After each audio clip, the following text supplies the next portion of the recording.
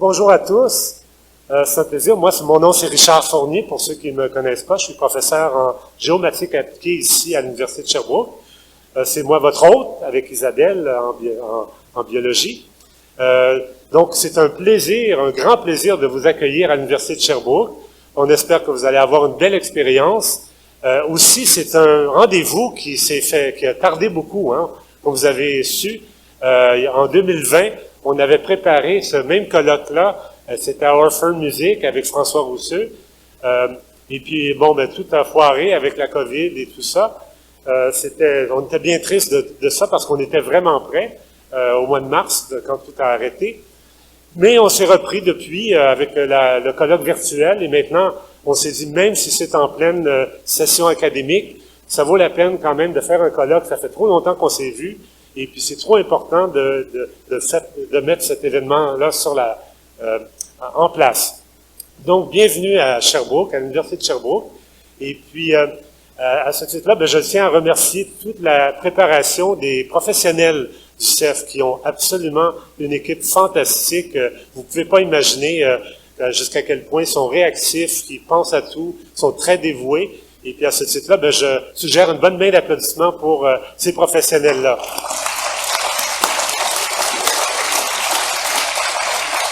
Merci beaucoup.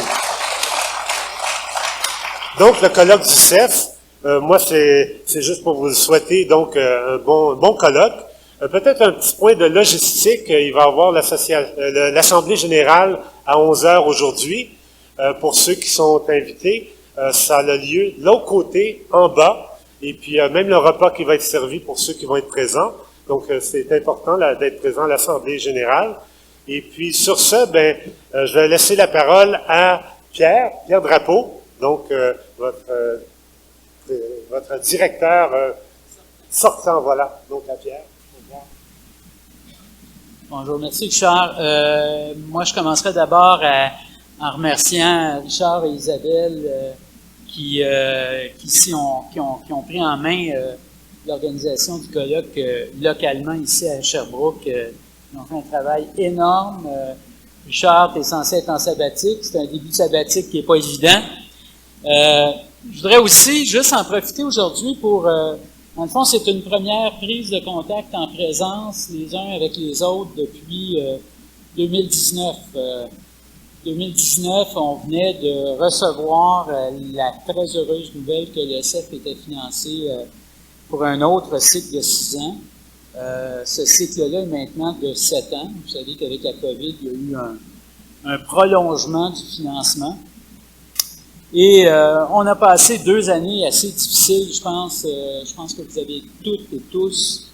Moi, j'ai une pensée particulière pour, évidemment, notre plus gros membership au CEF. Le plus gros membership, c'est les étudiantes et étudiants de 2e, 3e cycle et nos chercheuses et chercheurs postdoctoraux. Ça n'a pas été évident.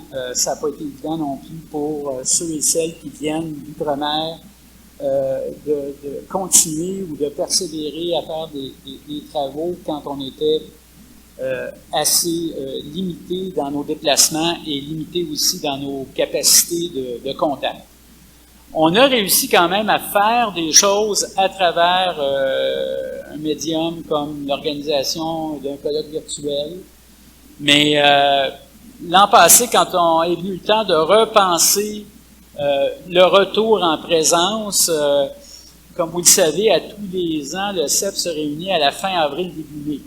Et quand vient le temps de réfléchir à tout ça, évidemment, on met en place le processus d'organisation dès le mois de octobre-novembre. Et on voyait le nombre de cas monter, on a vu l'arrivée de la 5e vague, on s'est dit à partir du mois de janvier, on est mieux de pas tenir le colloque au printemps parce qu'on ne sait pas ce qui va se produire. C'est pour ça qu'on l'a reporté à l'automne. Ce qui n'est pas évident, on le sait, c'est pas évident de faire un colloque en pleine période où tout le monde est rentré et tout le monde a des activités académiques. Mais on l'a fait parce qu'on pensait vraiment que c'était peut-être plus stratégique de le faire maintenant que de le faire plus tard en saison ou de sauter une autre année. Donc, je suis particulièrement heureux que vous soyez toutes et tous présents aujourd'hui pour ce colloque-là. On reprend nos activités en présence. Et moi, depuis le 1er juin, je ne suis plus à la direction du Centre d'études de la forêt. Vous avez l'heureuse chance d'avoir un nouveau directeur en la personne de Dan Micha, à qui je vais céder la parole pour la suite des événements.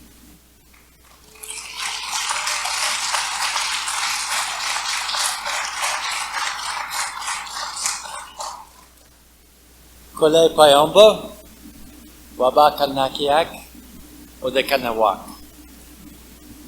C'est pour ceux qui ont regardé le site de l'Université de Sherbrooke, on est sur le territoire Abenaki. Donc, il y a peut-être quelque chose qui reconnaît cette localisation et tout ce qui a transité. Et sur le campus, toute la semaine, c'était une semaine de réconciliation. Donc, vous pouvez potentiellement voir ces activités-là. Donc, un moment juste de réfléchir, surtout pour nous qui œuvrent dans les forêts, que ces territoires a eu d'autres unités qui ont utilisé, vécu et profité de ces forêts. À part de remercier ces groupes-là, j'aimerais aussi remercier Pierre pour les 12 ans qu'il a investi, dédié et offert tous ses services au CEF. Et je pense que c'est très important de reconnaître son engagement.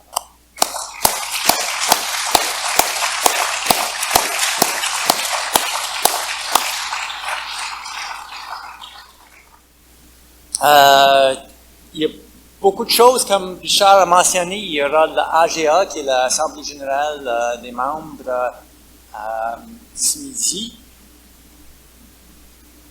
Il y a beaucoup de membres qui vont y être, il y a beaucoup de membres qui ne vont pas y être, et c'est peut-être important de savoir qu'il y a certaines affaires qu'on va discuter qui appartiennent à tous les membres du CEF, inclus EDI qui travaille beaucoup sur un plan d'action qui va présenter à l'AGA, mais j'invite tous les membres de le consulter, de réfléchir à ce qui est écrit dedans, proposer d'autres choses.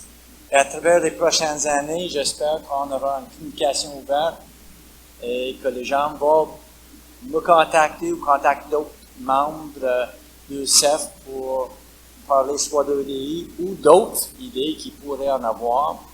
C'est ensemble qu'on va grandir et développer le CEF et de continuer les grandes traditions qui sont émises depuis très longtemps.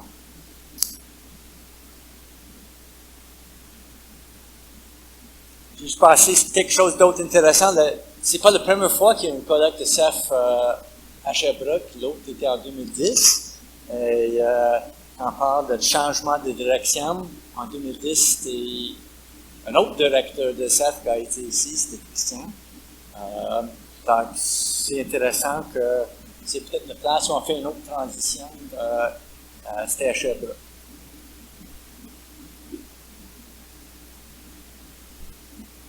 Et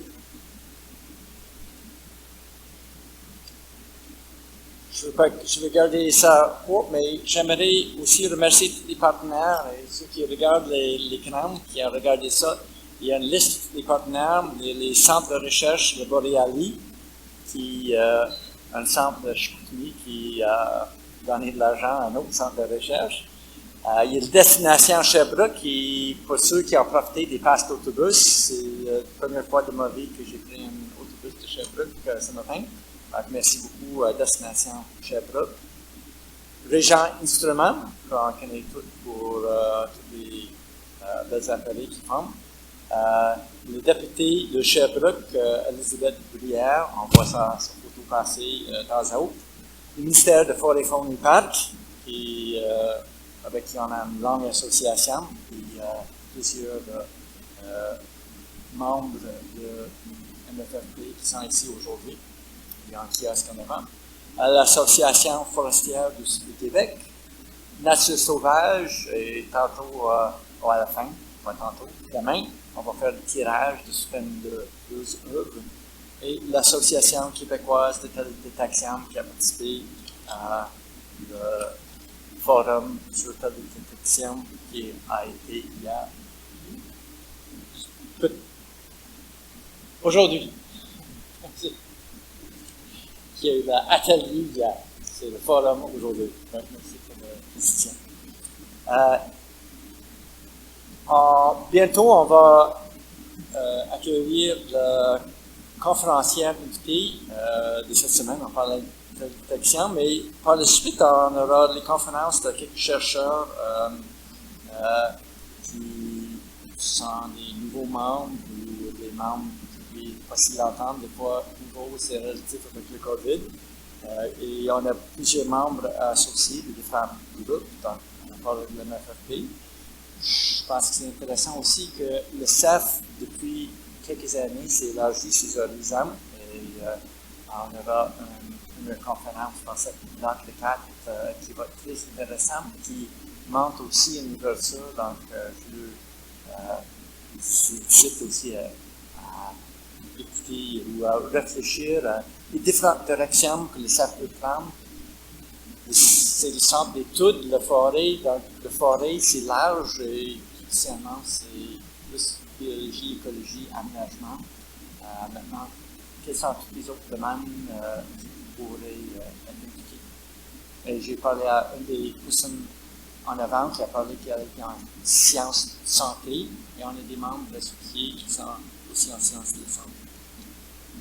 Donc, de réfléchir à ça, de travailler ensemble pour l'avenir, pour construire quelque chose qui va nous refléter et qui va montrer aussi une ouverture vers l'avenir.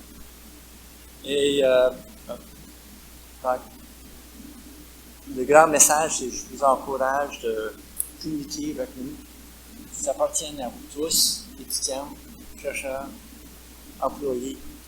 Donc, c'est avec une communication et peut-être un des défis qu'on avait avec COVID, comme Pierre a mentionné, c'est comment faire vivre ou donner une vie active au CEF dans les prochaines années. On a perdu certaines habitudes et toutes les suggestions, comment profiter du télétravail et aussi de se rebrancher, reconnecter entre nous. C'est fun de voir tous les visages que je n'ai pas vus depuis très longtemps en réel. J'ai vu plusieurs sur Zoom, mais c'est différent de voir en chair et os ici.